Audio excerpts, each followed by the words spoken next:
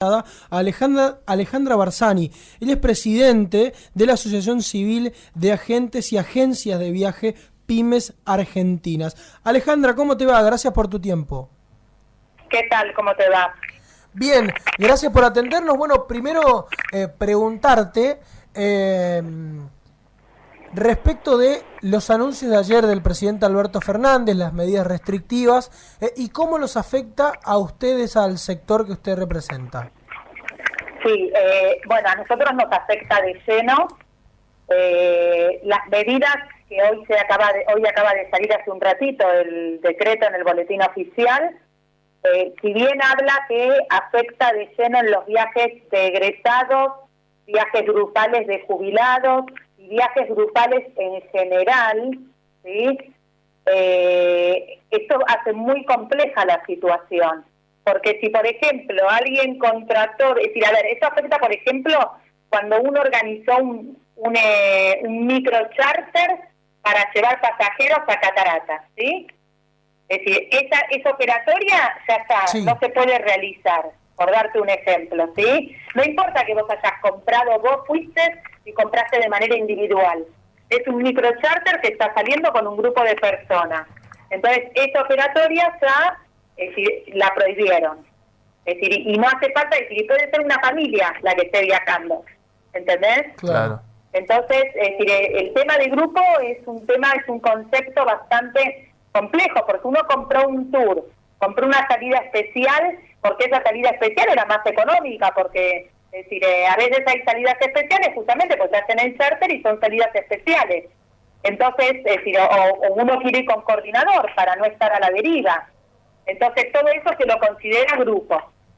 Incluso aunque sea en avión, si vos en avión tenías una salida donde era una salida con un coordinador, ya se la considera salida de grupo. Eso, y estaría prohibida.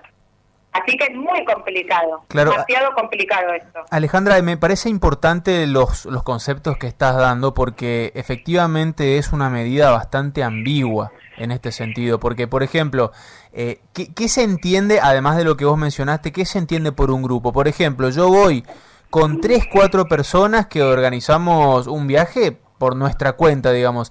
Ese tipo de no, eso no es un grupo. Claro, eso no estaría vedado en este caso, ¿no? Y sin embargo estamos... Vos vas a una agencia de viaje, vos a una agencia de viaje, ¿sí?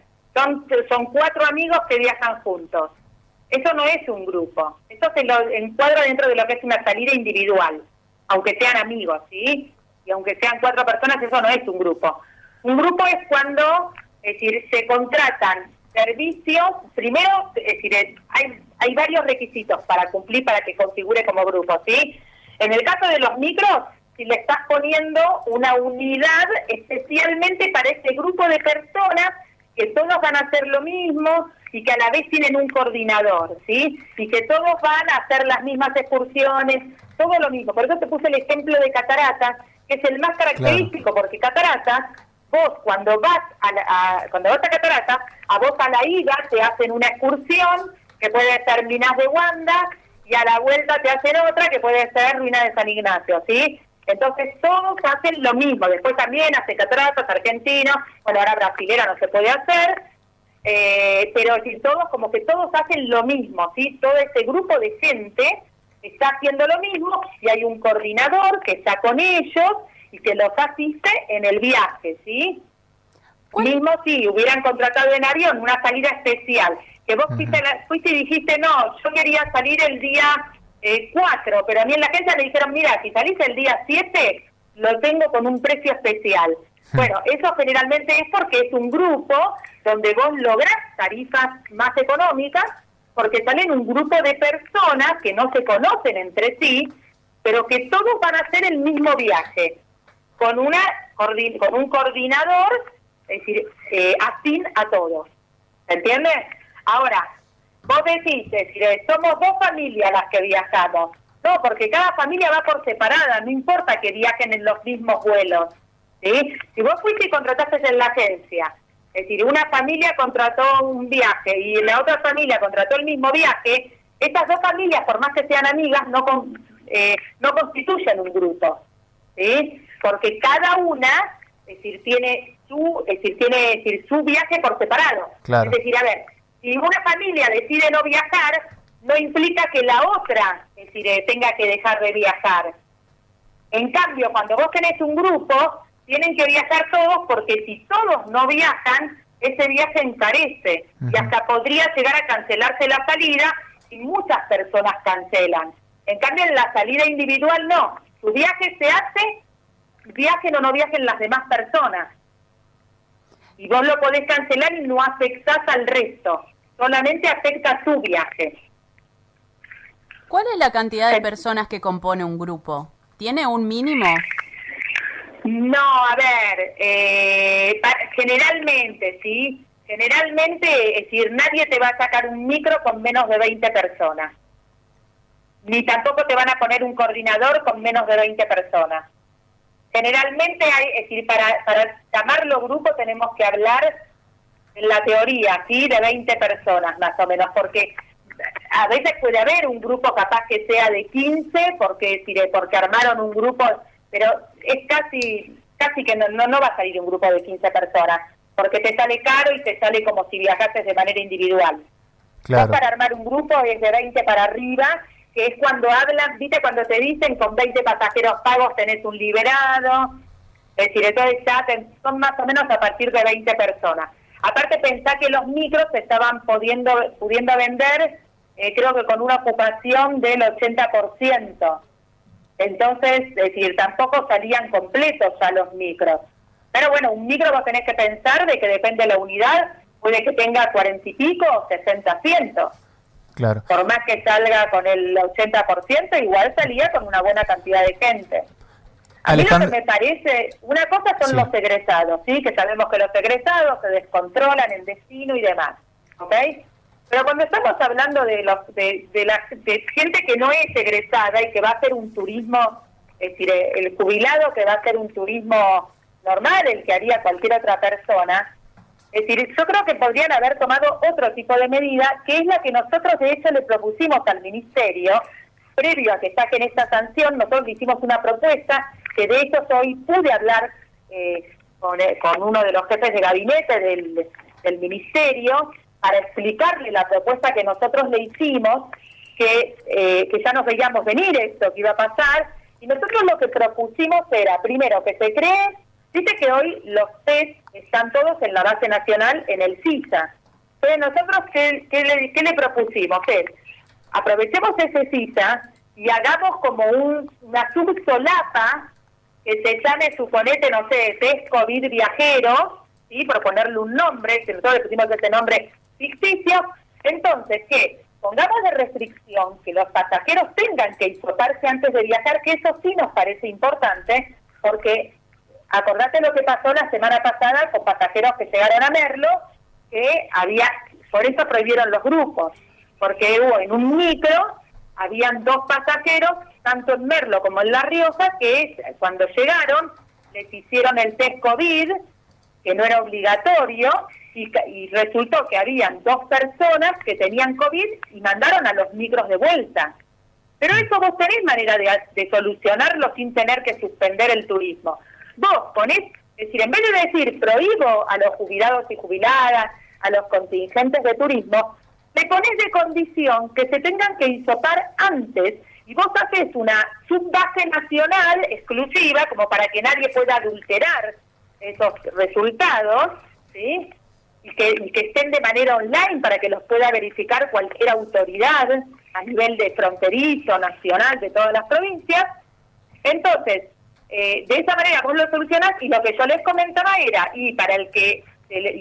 para incentivar que la gente se lo haga antes de viajar, es decir, el que no se lo pueda hacer de manera, que no encuentre un lugar para hacerlo de manera gratuita, si se lo tiene que pagar, que con la factura les reintegren a través de servicios.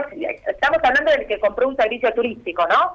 Que le va a producir ganancias a provincia. Entonces, por ejemplo, un pasajero va a viajar a Corrientes y compró hotel, compró excursiones. Entonces, si esa persona tuvo que gastar en el test COVID, es decir, 3.000 pesos para hacérselo, porque hablamos del antígeno, ¿sí? El más económico, entonces que esos 3.000 pesos que gastó, que te lo reconozcan, como hicieron con el previaje, que te daban viste, una tarjeta para que uses en otros servicios turísticos, para ir a un restaurante o para que lo utilices en cualquier rubro relacionado con el turismo. Bueno, hacer algo así del estilo, que de hecho es lo que hace Misiones hoy. Misiones, si vos llevas hecho tu test COVID, ellos te dan como una cuponera para que vos utilices con descuentos y demás, por haber hecho el test antes de llegar. Y al que llega, si no se lo hizo, se lo hacen gratis. Entonces, lo que me dijeron, que bueno, es decir, hice una propuesta un poquito más integral, me dijeron que la iban a estudiar, porque obviamente esto hay que estudiarla con un montón de áreas, y además tienen que ver el tema del presupuesto.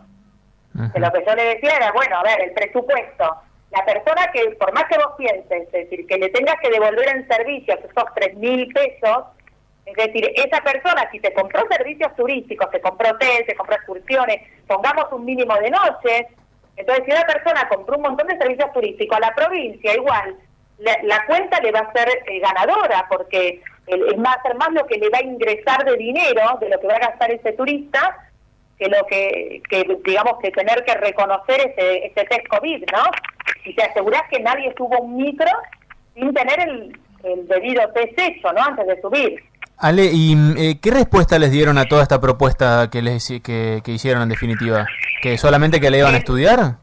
Que la van a estudiar porque si tenían que ver principalmente el tema del presupuesto, porque yo le insistí con que, a ver, que hisopar a la gente tiene que ser algo que se hisope a todo el mundo, que no lo tienen que contar como si fuera un gasto, porque la realidad es que tendrían que hisopar a toda la gente, es decir, más de lo que se está hisopando hoy. Él me dijo que sí, que lo entienden, pero bueno, como que tienen que verlo, el tema del presupuesto y demás, y que lo van a analizar. Por lo menos, a ver, no descartaron la propuesta, es decir, lo tengo que tomar como algo positivo eso. Claro. De que por lo menos la van a analizar toda la propuesta que hicimos. Sí, te consulto porque ayer en las diversas entrevistas que dieron funcionarios nacionales a canales de televisión porteños, el común denominador de todos los funcionarios era, bueno, tienen que hacer esto, pero tampoco les damos ninguna alternativa adicional para paliar la situación de los sectores más afectados. Por lo que me contás, ustedes son un caso más que elocuente. Pero no solo eso, a ver, vos pensás que a vos te hablan de que les dieron, primero que se daban el ATP, que por lo menos eran hasta 2 sueldos. No estamos hablando que eso es porque vos tenés que pensar lo siguiente.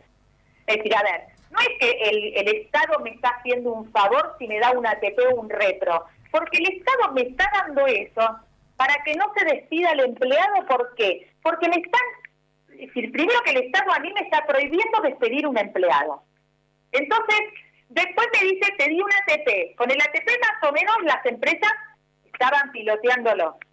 Pero ahora ahora te dan un repro. El repro, que es muchísimo menos, para una empresa las empresas se están endeudando con las cargas sociales y con un montón de impuestos, porque las cargas sociales hay que seguir pagándolas, aunque vos no la pagues te queda una deuda. Entonces, lo que a vos te dan por el repro, si vos sumás todo el costo laboral, que no es solo el sueldo que cobra en mano el empleado, ¿sí? Son un montón de otros componentes. Entonces, cuando vos sumas todos los componentes que conforman el sueldo de un empleado, a vos eso te representa, lo que a vos te están dando de subsidio te representa un 20% de ese sueldo. Es decir, el Estado vos no te deja despedir a la gente y te ayuda nada más que con un 20% de ese costo laboral. Y vos estás a la vez con ingreso cero prácticamente. Ahora va a ser ingreso cero. Si vos empezaste a tener algo de ingreso, cuando se empezó esto a flexibilizar, hoy con esta resolución, los ingresos se van a bajar nuevamente drásticamente, que nunca aparte llegaron a subir a niveles de lo que fue el 2019, ¿sí? Es decir, más o menos estaba, digamos, empezando a haber algo de movimiento como para uno empezar a pelearla, por decir de alguna manera, ¿sí? Pero, es decir, a ver, hay que ser realistas que hubo muchos retiros voluntarios. Es decir, hubo mucha gente igual que se quedó sin trabajo, porque no hay manera de sostener esto con ingreso cero. Estamos hablando que nosotros somos una actividad prohibida hoy, ¿sí? Es decir, fuimos una actividad prohibida hasta diciembre y ahora nos vuelven a... Es decir, ahora casi que te diría que nos están volviendo a prohibir prácticamente. Porque, es decir, internacional está directamente vedado. Y lo poco que se podía de vender de nacional, es decir, ahora nos complejizaron todo. Inclusive hay grupos de personas que postergaron su viaje y ahora otra vez no lo van a poder hacer. Es decir, que ni siquiera están hace poco pagando un viaje, sino desde que empezó la pandemia. Totalmente, y eso también es estresante para nosotros, porque vos pensás que nosotros, que estamos, es decir, nosotros capaz que hay pasajeros que los tenemos en la tercera, cuarta o quinta reprogramación. Claro. Y nosotros cuando le hacemos la reprogramación a la gente, es decir, a los pasajeros, nosotros no les cobramos nada por nuestra gestión. Entonces nosotros seguimos trabajando ad honorem para nuestros clientes. Es decir, ya es más que trabajar ad honorem. Ya estamos poniendo plata, porque nosotros seguimos incurriendo en gastos, en un montón de gastos, para poder hacer esa gestión, llamadas de teléfonos, internet, es decir, el tiempo de uno, y la mala sangre que uno se hace, porque a veces el pasajero piensa de que uno no se hace mala sangre. No hace sin dormir muchas veces, porque nosotros nos hacemos un montón de mala sangre por nuestros clientes. No es que nosotros estamos, total, ya está, te dimos la respuesta y ya fue. Atrás de la respuesta que tiene ese pasajero, hay todo un trabajo de capaz de un montón de días de gestionando, peleándonos para poder conseguirle lo mejor para nuestro cliente. Porque para nosotros, para la pyme, el cliente es el cliente, ¿sí? No es como para una empresa multinacional que es un numerito más, o para una empresa online, viste, de que son un numerito más. Nosotros tenemos atención personalizada, la gente tiene los teléfonos nuestros, en muchos casos el cliente conoce dónde vivimos, puede ser que sea nuestro vecino, nuestro amigo, nuestra familia. Es decir, entonces, hay como un estrés adicional en todo esto. Alejandra, como siempre, te agradecemos por tu tiempo y bueno, ante cualquier consulta te vamos a seguir molestando. Bueno, gracias a ustedes y siempre, como les digo siempre, que es lo que siempre digo al final de las entrevistas, es que la gente tiene que recurrir a la agencia de viajes de su ciudad, de su barrio o de su pueblo. Porque, como te dije recién, la persona la tenés al lado. Es decir, no es una máquina, ¿sí? Es una persona que te va a entender, que va a hablar con vos y que va a estar aparte ahí, vos sabés dónde está, dónde vive. Y te va a saber asesorar, que es un profesional, que para eso estudió y trabaja para eso. Muchas gracias. Alejandra Gracias a vos. Barzani, presidente de la Asociación Civil de Agentes y Agencias de Viajes, Pymes Argentinas, charlando con nosotros.